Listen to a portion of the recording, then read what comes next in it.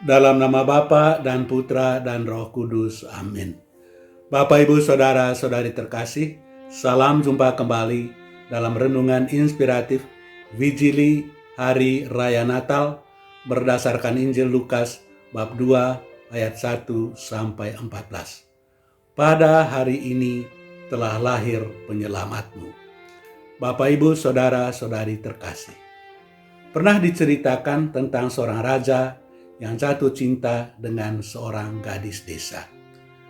Raja itu ingin sekali menikahi gadis desa tersebut, tetapi gadis itu tidak mau karena ia terlalu segan dengan baginda raja. Dia menghormati dan mengagumi sang raja itu, tetapi tidak bisa mencintainya karena perbedaan sosial yang begitu besar. Maka apa yang dibuat oleh baginda raja? Ia menanggalkan mahkota kerajaannya dan menjelma menjadi rakyat biasa supaya ia bisa memenangkan cinta gadis itu. Banyak orang yang menasihati sang raja agar ia tidak bertindak bodoh. Ia akan kehilangan kekayaan, kekuasaan, dan kemuliaan apabila ia bertindak seperti itu. Tambahan pula, gadis itu belum tentu mau menerima cintanya, sekalipun ia sudah menjadi rakyat biasa. Tetapi baginda raja sudah tetap pada keputusannya. Ia pun menanggalkan mahkota kerajaannya dan statusnya sebagai raja dan menjadi rakyat biasa.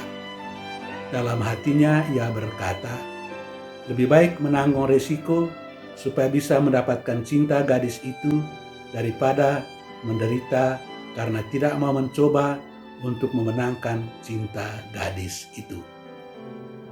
Saudara-saudari yang terkasih, sama seperti raja dalam cerita tadi, Allah menanggalkan kemuliaannya dan menjelma menjadi manusia dalam diri kanak-kanak Yesus yang pesta kelahirannya kita rayakan pada malam ini.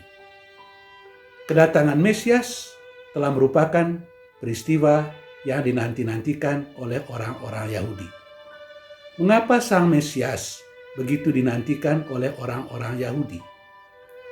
Dalam novena Natal, kita mendapat bermacam-macam alasan mengapa kedatangan Yesus Sang Mesias itu sangat dinanti-nantikan. Dia adalah Raja penguasa dunia yang akan membebaskan orang-orang Israel dari belenggu perhambaan. Dia adalah budi yang berasal dari mulut yang maha tinggi, yang mengajarkan kebijaksanaan. Dia adalah akar Yese yang menjadi tanda dan dambaan bagi para bangsa. Dia adalah kunci Daud yang bisa membuka pintu dan membebaskan orang-orang yang terbelenggu, yang hidup dalam kegelapan. Dia adalah juga fajar, cahaya terang abadi, dan matahari keadilan yang datang menerangi orang yang berada dalam kegelapan dan bayangan maut. Dia adalah Immanuel, Raja dan Penebus para bangsa. Dari gelar-gelar yang diberikan kepada Mesias itu, kita bisa melihat betapa Mesias menjadi pusat kehidupan dan penantian orang-orang Israel. Itulah sebabnya ketika ia datang, orang menyambutnya dengan penuh entusiasme. Setelah mendapat pemberitahuan dari malaikat tentang kelahirannya, para gembala meninggalkan kawanan domba dan berangkat menuju Betlehem untuk bertemu dengan Mesias yang baru lahir itu. Demikian juga ketiga orang Mayus dari timur yang segera meninggalkan negerinya dan pergi menemui bayi itu sambil membawa persembahan sebagai hadiah. Saudara-saudari terkasih, Allah bisa saja memilih cara-cara lain untuk menebus umat manusia. Tetapi ia memilih cara yang paling dramatis, yakni membiarkan putranya menjadi manusia dan dilahirkan dalam kemiskinan. Bahkan pada akhir hidupnya, ia harus mati sebagai seorang penjahat di kayu salib.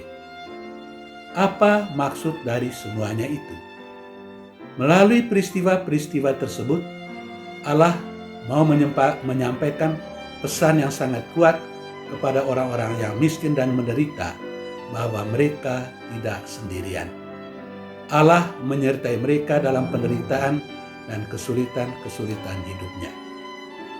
Yesus menawarkan nilai-nilai baru yang seringkali bertentangan dengan nilai-nilai yang ditawarkan dunia ini. Injil merupakan buku pedoman yang berisikan nilai-nilai baru yang ditawarkan Yesus itu.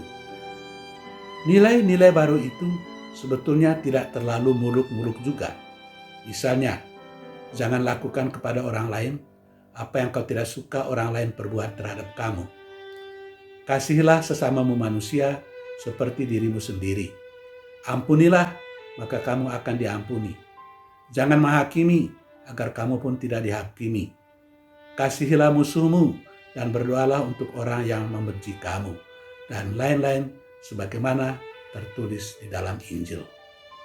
Saudara-saudari terkasih, sambil bersyukur kepada Tuhan atas kelahiran Yesus, marilah kita selalu berusaha untuk mengambil makna dari kelahirannya untuk hidup kita masing-masing. Semoga hidup Yesus menjadi hidup kita, karya Yesus menjadi karya kita, misi Yesus menjadi misi kita, dan kiranya semoga kasih Yesus hidup di dalam hati semua umat manusia. Semoga Tuhan memberkati kita. Amin. Dalam nama Bapa dan Putra dan Roh Kudus. Amin.